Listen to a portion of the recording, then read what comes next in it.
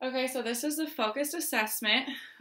To start, we would start with CJ Wiper, checking the orders, gathering the equipment, and then we would go to the patient's room, doing hand hygiene, providing privacy. I would introduce myself, and then get two patient identifiers. So I would ask for name and date of birth of the patient, and then explain the procedure. So the patient is in today for respiratory issues. So we will be doing a focus assessment and then doing an additional assessment on the respiratory system. So I would start with just a general assessment of the patient.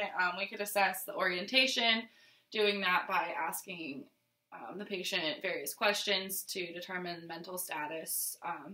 So when they give their name and date of birth, that shows that they have orientation to person. We can ask them, like, do you know where you are today? Yes. Okay. Where are you at? I'm in a basement. Okay, good. Yeah. You could ask them about, like, what they ate for breakfast, and just things like that. You can ask those throughout the whole assessment to gauge their mental status. So then you can do an assessment of the eyes and looking at mucous membrane. So you'll use your light looking for pearlescence. You want to make sure that pupils are equal, reactive to the light, and accommodating to the light. I'll have you sit up. As he's sitting up, you can tell, and if you want to swing your legs over. As he's sitting up, you're already assessing the musculoskeletal system. He does not need any aid in getting up or helping. He's not reporting any pain when moving into those positions. I'm going to have you look straight ahead. The light. Okay. Follow the light. Okay. So his pupils dilated to about 3 or 4. So they were reactive and accommodating to the light.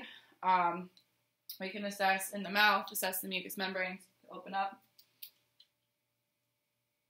You're checking for any sores, any redness, irritation. You're also just checking in general the motion of the tongue and making sure that everything is functioning properly there. Okay.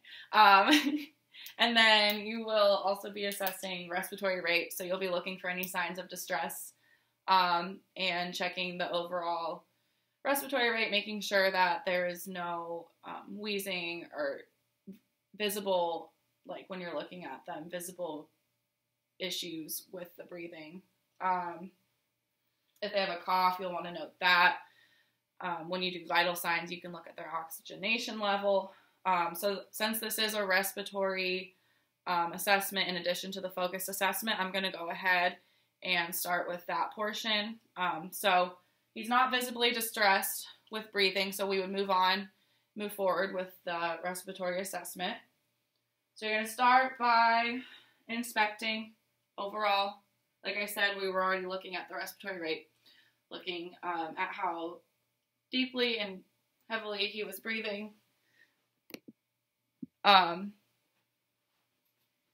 just kind of noting the locations of the lungs, knowing where those are at. So we're going to palpate next. Do palpation. So if you'll sit forward just a little bit, please. Okay. Percuss, palpate. I'm going to do the percussion.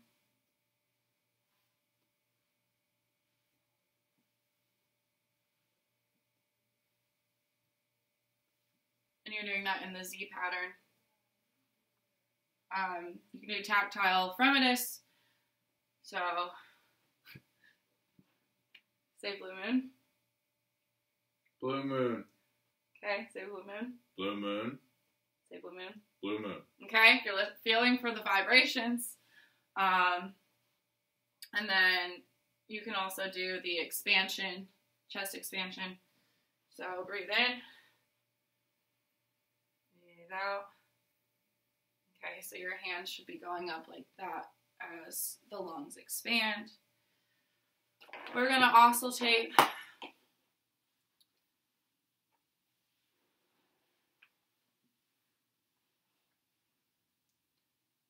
So you can take a deep breath in and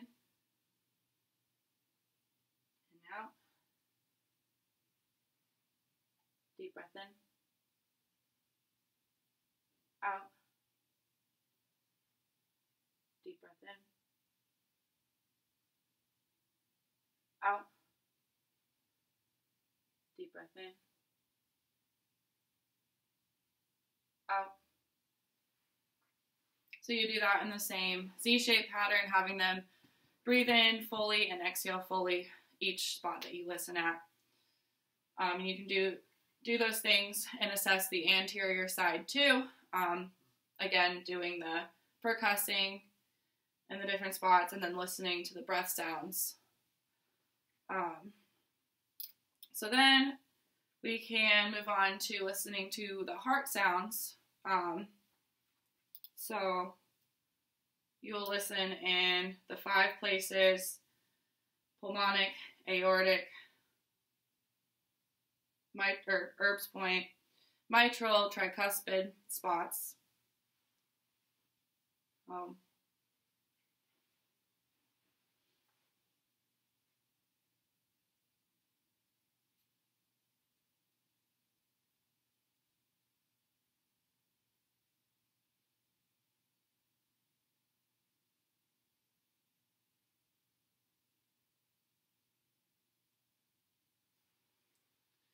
And you should be hearing the lub-dub sound, which is the S1 valves, and S2, or S1 and S2, which is the valves.